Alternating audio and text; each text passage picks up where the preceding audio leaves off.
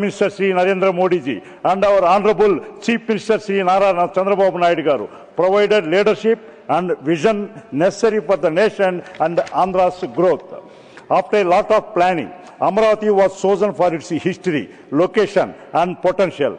I had a unique opportunity to witness and help with the direct participation of our citizens in the nation, state and capital building while I serving as a member of Andhra Pradesh Capital Regional Development Authority between 2014 and 19, sir. What makes Amaravati truly the people's capital is the participation of over 29,000 farmers who pulled over 33,000 acres of land for the construction of our capital, Amaravati. As the son of this farmer, I understand the importance of their selfless sacrifice, sir. People across the world fight for a few cents of land across generations. But here, our farmers gave away their past, present and future for the benefit of our state. I bow to their feet for their sacrifice, sir. Sir, here with your kind permission, I want to speak in our mother tongue Telugu language, sir. Sir, ఆనాడి గౌరవ ప్రధానమంత్రి మోడీజీ గారు స్వయంగా parliament మట్టిని యమునా నది నీటిని తెచ్చి ఆశీర్వదించిన ఈ రాజధాని అమరావతిని గత ప్రభుత్వం అణచివేయాలని సూచన నేడు అదే పార్లమెంట్ వేదికగా చట్టబద్ధ గుర్తింపు లభించడం చారిత్రాత్మకం సార్.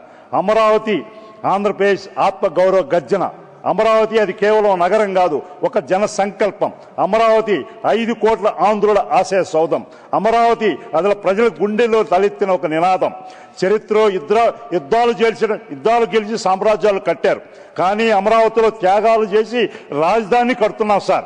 రాజధాని అనేది కేవలం భవనాల సముదాయం కాదు, అది ఒక రాష్ట్ర ఆత్మ గౌరవం, భవిష్యత్తు తరాల ఆశయం.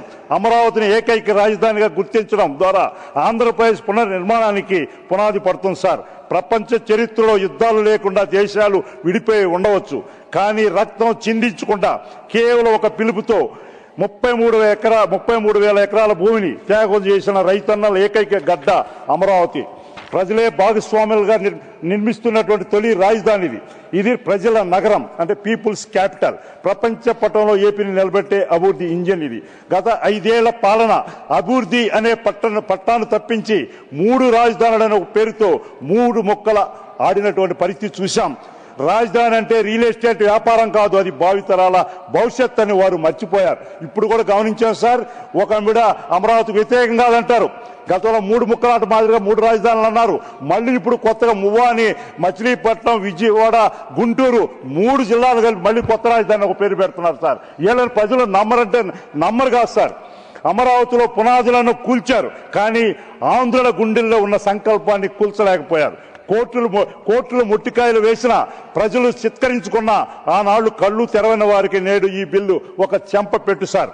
అమరావతి కేవలం పరిపాలనా కేంద్రం కాదు, అది దక్షిణ భారతదేశానికి knowledge hub, IT, biotechnology, medical, టూరిజంలకు చిరునామా. మా ప్రభుత్వం ఇక్కడ భవనాలు మాత్రమే కాదు, సింగపూర్ తరహా మౌలిక సదుపాయాలని సృష్టిస్తుంది సార్. ఈ బిల్లు ఆంధ్రప్రదేశ్ పునర్విభజన చట్టానికి పరిపూర్ణతనిస్తుంది. రాజధాని విషయంలో దశాబ్ద కాలంగా ఉన్న అనిశ్చితికి కేంద్రం ఇస్తున్న చట్టపరమైన ముగింపు సార్ ఇది. 1600 రోజులకు పైగా రోడ్లపై పోరాడిన అమరావతి రైతుల కన్నీళ్లకు ఈ బిల్లు ఒక పరిష్కారం సార్. జగన్ విధ్వంసం చేస్తే మేము వికాసం చేసి చూపిస్తున్నాం సార్. ప్రపంచంలో ఎక్కడైనా భూమి కోసం పోరాటాలు జరుగుతాయి, కానీ రాజధాని కోసం భూమిని దారపోసినటువంటి రైతులు మన దగ్గరే ఉన్నారు సార్. 1600 రోజులు ఎండనక వాననక వారు చిందించిన ప్రతి కన్నీటి చుక్కకు ఈ అమరావతి బిల్లు ఒక విజయ పత్రం సార్. అమరావతి ఆగిపోలేదు, కాసేపు విశ్రయించింది మాత్రమే. ఇప్పుడు రెట్టెప్పు వేగంతో ఉప్పినలా దూసుకుపోతుంది. అడ్డుకోవాలని చూసిన వారు రాజకీయంగా అడ్రస్ లేకుండా పోతారు సార్. ఒకనాడు అమరావతిని శ్మశానం అన్నారు, ఎడారి అన్నారు, కానీ నేడు అదే అమరావతి ఆంధ్రప్రదేశ్ భవిష్యత్తుకు నందనవనం కాబోతుంది. ఈ బిల్లు కేవలం కాగితం మీద కాదు, సంతకం కాదు, నవ్యాంధ్ర నిర్మాణానికి ఇది ఒక శాసనం సార్. నిన్నటి వరకు ఇది ఒక పోరాటం, రేపటి నుంచి ఇది ఒక ప్రపంచ పట చిహ్నం sir. Sir, honourable chairperson sir, but what followed in Andhra Pradesh from 2019 to 2024 was a dark period filled with pain and despair. The thoughtless three capital proposal made Andhra Pradesh the only state without a clear capital. In Amravati, construction was suddenly stopped overnight. Nearly 5,000 Kitco houses were left incomplete. Over 1,500 crore smart city funds were